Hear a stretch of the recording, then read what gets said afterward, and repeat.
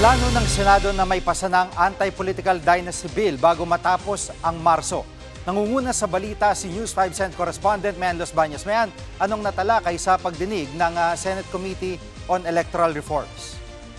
Gigi, pinagpatuloy nga ngayong araw ng Senate Committee on Electoral Reforms yung kanyang pagdinig kaugnay sa mga panukalang batas kontra sa political dynasty at ginawa yung pagpapatuloy ng pagdinig na yan sa Bacolod City, Negros Occidental. Pinangunahan yung hearing na yan ng mismong committee chairman na si Senator Risa Hontiveros at mismong ilang mga taga-Bacolod ang nagsabi na talagang talamak ang dinastiya sa kanilang lugar at yung mga posisyon nga daw pinaghahatian lang na parang mga kaharian o hasyenda.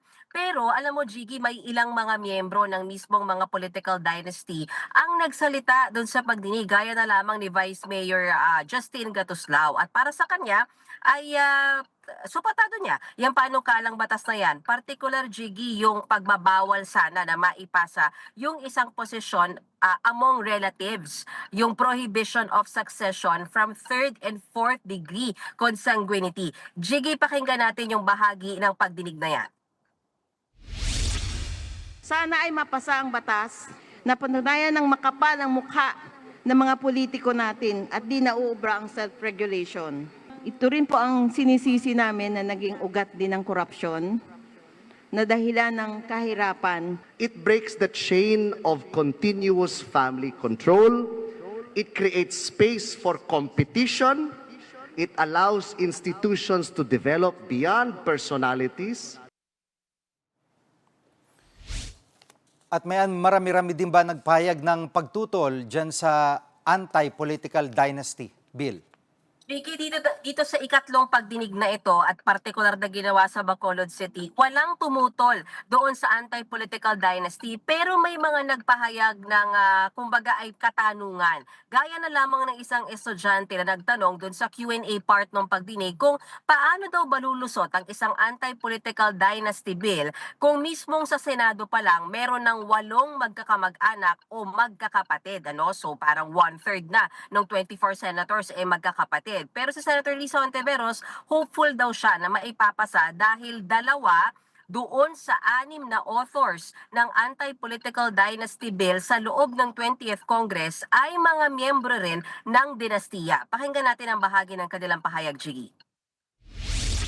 How confident are you, Senator, that any form of an anti-political dynasty bill will pass through the minimum 3 readings in order for a bill to be a law in the Senate? Positions of these political families is so entrenched that I don't mean to be a pessimist, but I have little to no confidence that any form of an anti-political dynasty bill will be a law. I am actually hopeful. Why? Dun sa 8 na dynasts sa Senate, 2 ay authors ng anti-political dynasty bills. Senators JV and Erwin. And sila yung kinento ko sa inyo kanina na nung committee hearing, sabi nila, kahit member ako sa dynasty, gusto kong buksan ang political space sa lahat ng mamamayan.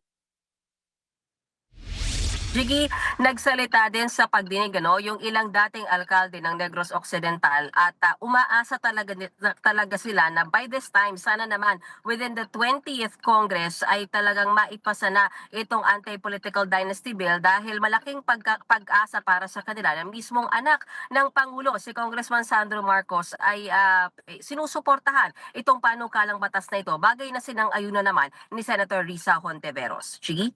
At banggit ba sa pagdinig yung hanggang saan degree ng consanguinity yung nakasaad sa panukala?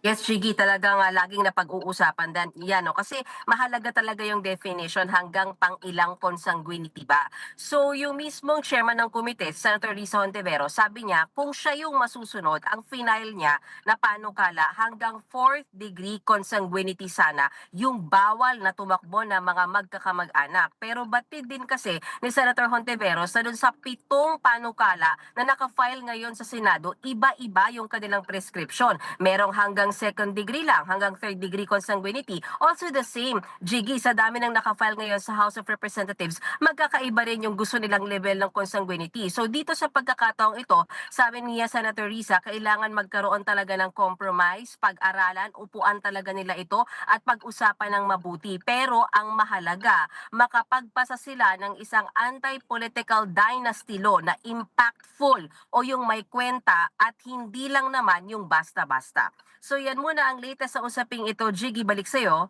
Yan ang ulat ni News 5 Senate Correspondent Mian Los Baños. Mga kapatid, Jiggy Manikad po, pagdating sa mahalagang balita sa loob at labas ng bansa, dapat una sa lahat, mag-follow at mag-subscribe na sa social media pages ng News 5.